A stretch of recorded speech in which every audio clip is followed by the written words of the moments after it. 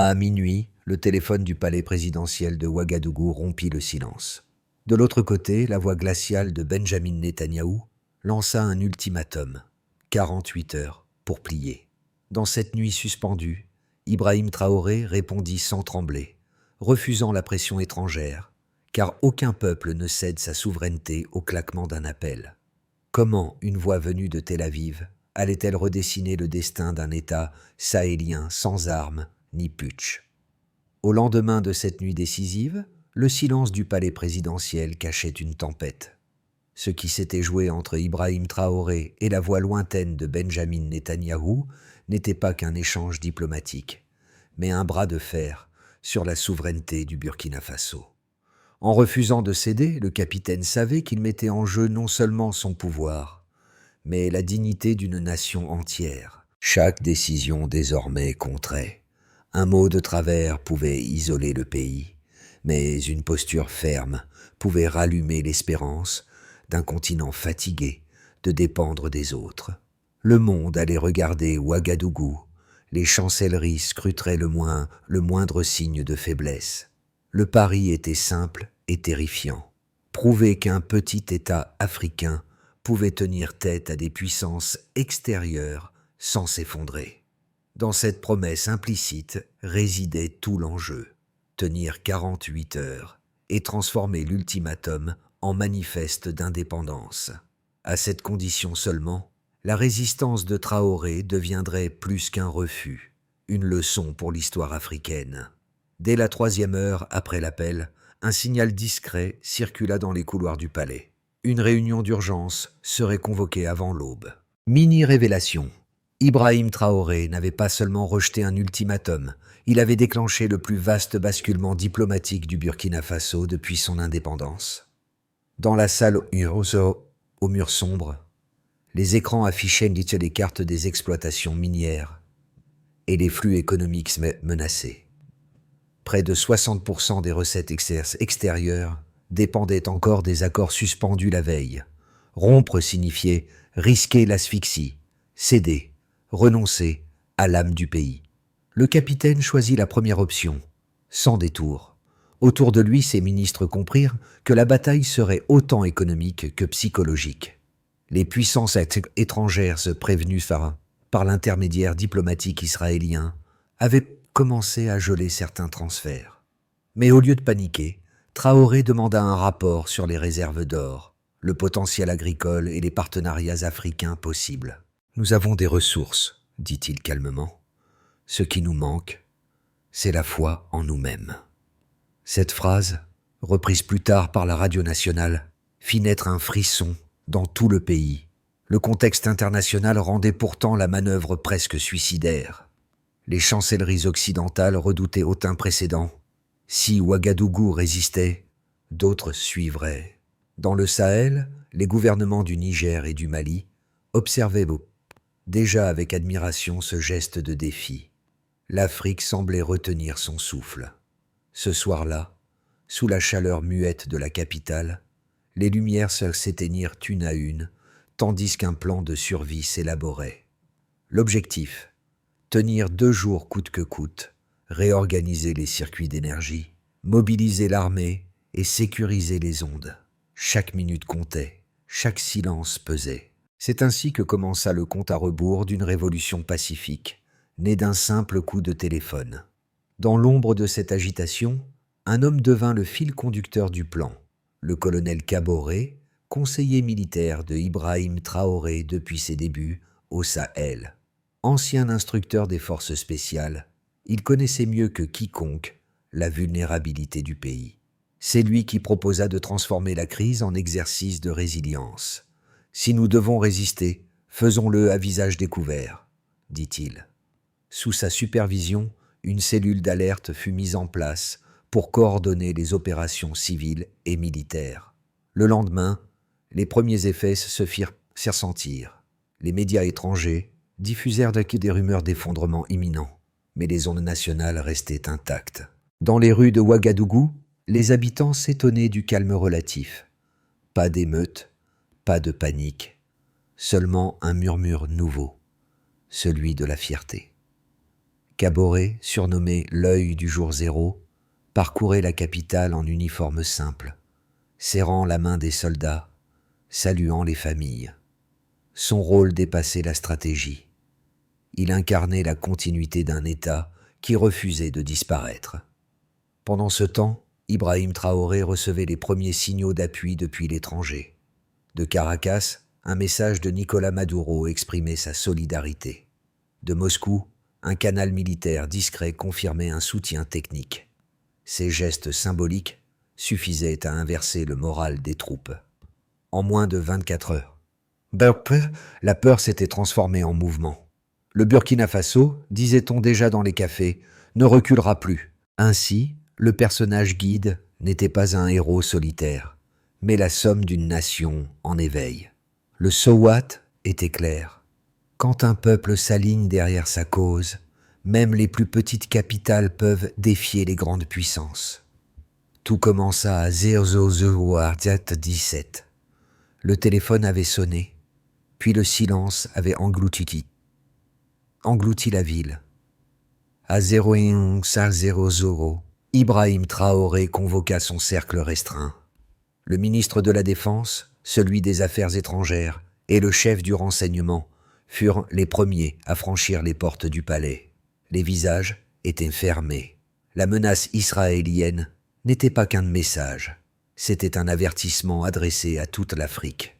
À ce moment-là, l'ordre fut donné de couper les canaux diplomatiques vulnérables. Les communications cryptées devinrent la seule voie d'échange. Le capitaine ne leva pas la voix. Il traçait calmement sur la carte les points d'entrée économiques contrôlés par des sociétés étrangères. Nous reprendrons chaque parcelle de notre autonomie, une par une. Kaboré acquiesça.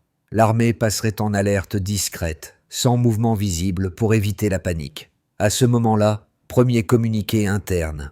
Aucune décision ne sera prise sous contrainte extérieure. Les rédactions nationales reçurent l'ordre de rester neutres, mais prêtes à diffuser une adresse présidentielle à tout moment. Dehors, le vent chaud du Sahel soulevait la poussière. Dans les ruelles d'Ouagadougou, on devinait à peine que l'histoire venait de basculer. À ce moment-là, l'appel à Caracas fut lancé. Nous faisons face à un ultimatum, mais nous ne capitulerons pas. La réponse de Nicolás Maduro arriva en moins d'une heure. Tenez, vous n'êtes pas seul. Quelques minutes plus tard, Moscou confirmait son écoute. Puis Pékin entra en ligne, évoquant une aide financière. 3 signaux, 3 ancrages. À ce moment-là, le soleil se levait sur une capitale nerveuse, mais calme. Les stations de radio relayaient la phrase devenue mot d'ordre. Nous ne négocions pas sous menace.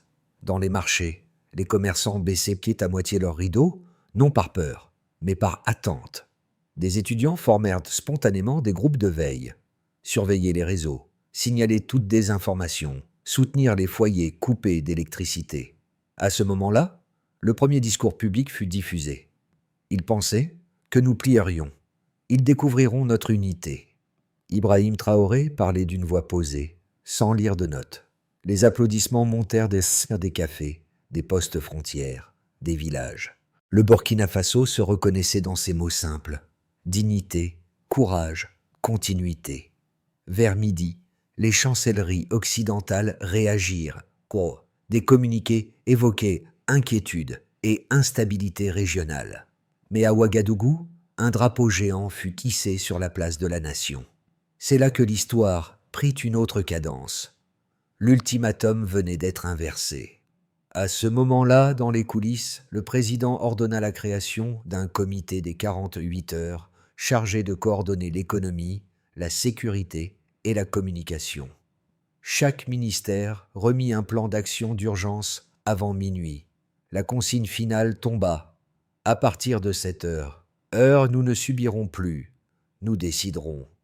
C'est ainsi que les 48 premières heures devinrent un symbole, celui d'un pays qui refusa la peur et transforma la menace en boussole. À mesure que le tumulte diplomatique grandissait, Ibrahim Traoré exigea des chiffres, non des slogans. Pour défendre le Burkina Faso, il fallait prouver que la résistance n'était pas une posture, mais une équation mesurable. Les rapports arrivèrent au palais dans la matinée. Premier indicateur. 58% des revenus d'exportation provenaient du secteur aurifère, dominé par des contrats étrangers désormais gelés. Cela veut dire, dit Traoré, que nous devons absorber une perte immédiate équivalente à 2 milliards de francs CFA par mois. Ce chiffre glaça la salle, mais il donna aussi la mesure du défi. Deuxième donnée, la consommation énergétique nationale, déjà fragilisée, risquait de chuter de 37% en moins d'une semaine sans l'approvisionnement extérieur. Nous devons compenser cette baisse avant le 7e jour, où nous perdrons nos hôpitaux et nos réseaux civils, précisa le ministre de l'Énergie. Dans la foulée, un plan fut rédigé. Réactivation des centrales locales, rationalisation des horaires publics, priorisation des infrastructures critiques. En 24 heures, le pays passa en mode survie maîtrisé. Troisième indicateur, la volatilité monétaire. Les premières sanctions internationales firent chuter la valeur du franc CFA local de 12% face à l'euro. Mais le président refusa de paniquer. Chaque chute est un test de confiance, déclara-t-il lors d'un entretien interne. Il ordonna la conversion partielle des réserves en or physique et en actifs régionaux. Une manœuvre audacieuse, mais nécessaire pour maintenir le commerce transfrontalier. Ces chiffres, loin d'être des alarmes, devinrent des preuves de cohérence. Le pays, préparé à dépendre de l'extérieur, apprenait à mesurer sa propre autonomie. Dans les médias africains, les analystes parlèrent d'un stress test de la souveraineté. À Bamako, Niamey, Accra, les gouvernements observaient avec attention cette expérience grandeur nature. Sous la supervision directe de Ibrahim Traoré, un centre de coordination fut installé dans un ancien bâtiment administratif, rebaptisé Base 48. Chaque matin, les tableaux affichaient les 3 indices clés. Stabilité énergétique au-dessus de 60%, maintien des importations vitales à 50%, niveau de confiance publique supérieur à 75%, mesuré par les sondages radiophoniques. Quand ces 3 seuils furent atteints le 2e jour, le capitaine sut que le pays tiendrait. Les preuves n'étaient plus des chiffres isolés, mais la manifestation d'une volonté collective. Les économistes étrangers, eux, parlaient déjà d'un miracle improbable. Un État enclavé qui, malgré la coupure des flux, maintenait ses fonctions essentielles. Ainsi, au cœur de la tourmente, la donnée devint bouclier. Et derrière chaque pourcentage se cachait un message.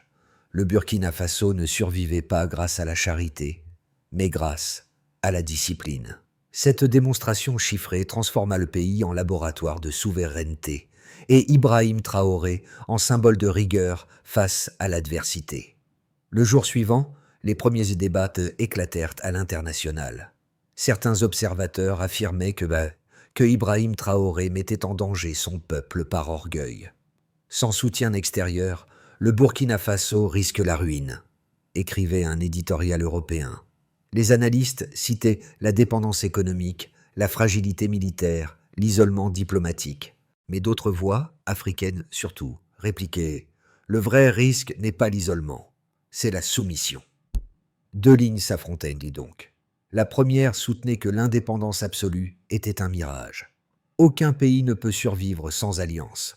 La seconde affirmait que la souveraineté devait précéder la prospérité.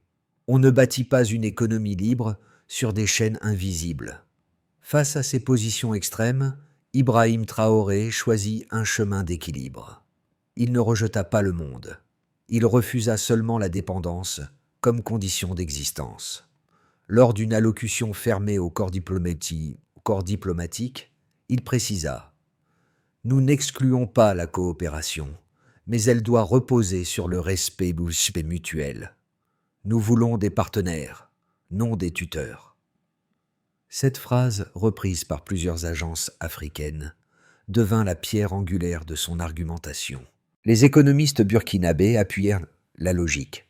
Selon eux, l'aide extérieure représentait à peine 15% du PIB réel du pays, mais conditionnait plus de 70% des décisions budgétaires. Ce déséquilibre est moralement intenable, déclara le ministre des Finances. À l'appui, un rapport démontrait qu'en 3 ans, les projets financés par des bailleurs étrangers avaient généré moins de 8% d'emplois durables. La riposte intellectuelle était donc claire. La dépendance n'était pas efficace. Elle était stérile. Et le président n'avait pas rejeté le monde. Il l'avait mis à distance pour mieux négocier. Sous ce nouvel angle, sa résistance cessait d'être un défi sentimental. Elle devenait une stratégie économique fondée sur la symétrie. Ainsi, même ses adversaires durent admettre que son discours possédait une cohérence interne. L'homme n'agissait pas par orgueil, mais par méthode. Transformer une faiblesse en position de force. 8 mots suffiront. Nous ne sommes plus seuls, désormais. C'est par cette phrase que Ibrahim Traoré ouvrit son allocution du soir. Autour de lui, les visages étaient tendus, mais l'air portait un souffle nouveau. Le Burkina Faso venait de sceller un accord secret de coopération énergétique avec 3 nations africaines voisines. Aucune signature publique, aucun communiqué officiel, seulement une entente tacite. Partager les ressources locales pour maintenir l'autonomie régionale. Ce geste discret bouleversa la logique du rapport de force. D'un État isolé, le pays passait à un nœud d'interdépendance africaine. La révélation, transmise par les médias panafricains, galvanisa des millions de foyers. Dans les rues, on parlait d'un effet domino. Si le Burkina tenait, d'autres suivraient. Le mot souveraineté retrouvait un sens pratique, presque palpable. À l'international, cette alliance informelle provoqua la panique dans certaines chancelleries occidentales. Les analystes redoutaient la naissance d'un bloc inédit, fondé non sur la force militaire, mais sur la solidarité économique. Et tandis que les projecteurs se braquaient sur Ouagadougou, Ibrahim Traoré comprit que la bataille venait de changer d'échelle. Désormais, il ne défendait plus un pays, mais un continent. Les 48 heures écoulées avaient transformé un ultimatum en manifeste. À Ouagadougou, les places étaient noires sur de monde. Les radios diffusaient en boucle les paroles d'Ibrahim Traoré, symbole d'un courage qui dépassait les frontières du Burkina Faso. Mais les répercussions se faisaient sentir bien au-delà des micros et des drapeaux. Dans les ministères, les cadres travaillaient jour et nuit. Les projets de substitution économique se multipliaient, relance des coopératives agricoles, exploitation locale de l'or et création d'une unité nationale d'énergie solaire. Le PIB, estimé en chute de 8%, fut stabilisé en 2 semaines. Les salaires furent maintenus.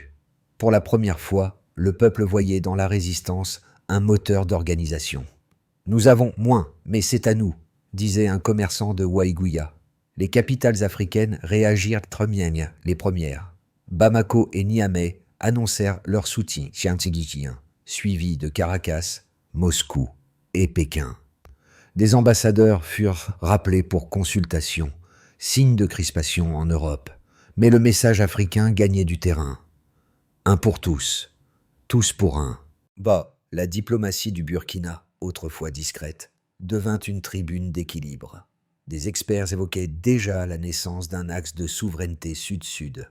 Dans les écoles, les enseignants improvisaient des cours sur la dignité nationale. Les jeunes, galvanisés par les discours, lançaient des collectes de vivres pour soutenir les régions les plus touchées par les sanctions. Les artistes, musiciens et écrivains transformaient la crise en mouvement culturel. Une chanson intitulée « Les 48 heures de liberté » devint l'hymne du moment, reprise jusque dans les stades. Le patriotisme cessait d'être une consigne. Il redevenait un sentiment partagé.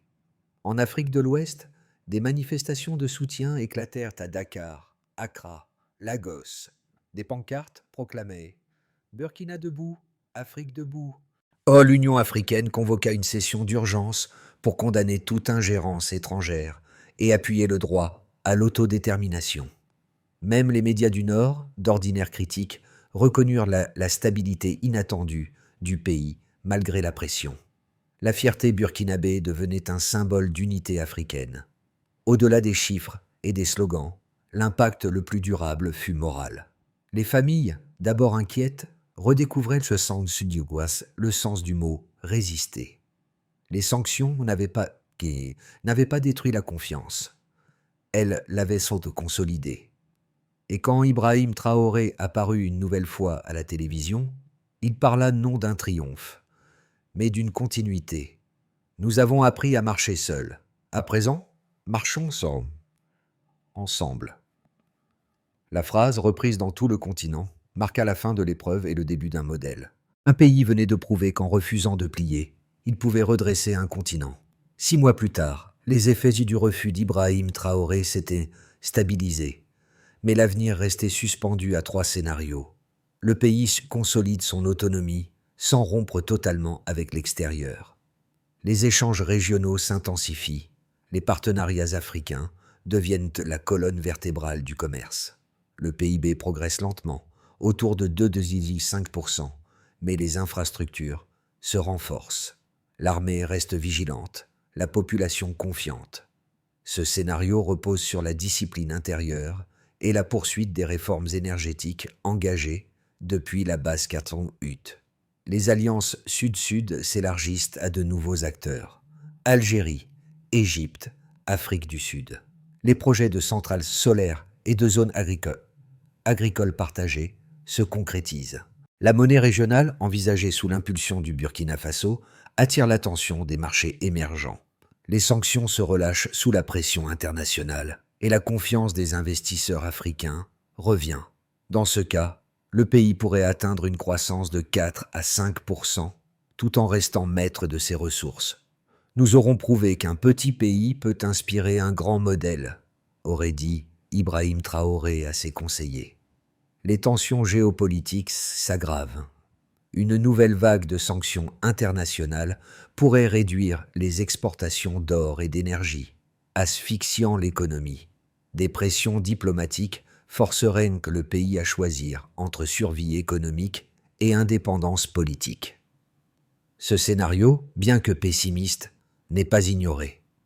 Traoré le qualifie de test de maturité nationale. Il ne s'agit pas d'éviter la tempête, mais de savoir y naviguer. Entre ces chemins, le président maintient une ligne de conduite claire. Prudence, travail et symbolisme. Il sait que le plus grand danger n'est plus la menace extérieure, mais la fatigue intérieure. Si nous cessons d'y croire, tout s'effondre, dit-il. Ainsi, le prochain semestre sera décisif. Soit le Burkina Faso entre dans l'histoire comme modèle de résilience, soit il retourne à la dépendance qu'il vient de briser. Dans les rues d'Ouagadougou, la crise avait changé les visages avant de changer les chiffres. Les regards étaient plus droits, les gestes plus assurés.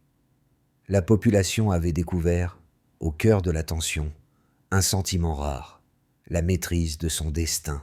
Sous l'impulsion d'Ibrahim Traoré, des programmes communautaires virent le jour pour relier l'effort national à la vie quotidienne. Les agriculteurs, premiers touchés par les sanctions, furent les premiers à réagir. Les coopératives rurales relancèrent la production vivrière, réduisant la dépendance alimentaire de 20% en 6 mois. Dans les zones urbaines, les jeunes diplômés, souvent sans emploi stable, créèrent des micro-entreprises autour de l'énergie solaire et du recyclage. La résistance économique se traduisait en innovation civique, mais l'impact le plus profond restait psychologique. Les citoyens parlaient de renaissance intérieure. Les familles qui redoutaient la guerre apprenaient à vivre dans l'incertitude sans perdre la dignité. Les écoles transformaient chaque matinée en atelier patriotique, chanter l'hymne, expliquer la souveraineté, relire les discours de Traoré. Nous n'enseignons plus la peur, mais la fierté, déclara une institutrice de Tenkodogo. Ce mouvement ne venait pas d'en haut. Il naissait d'une conscience collective.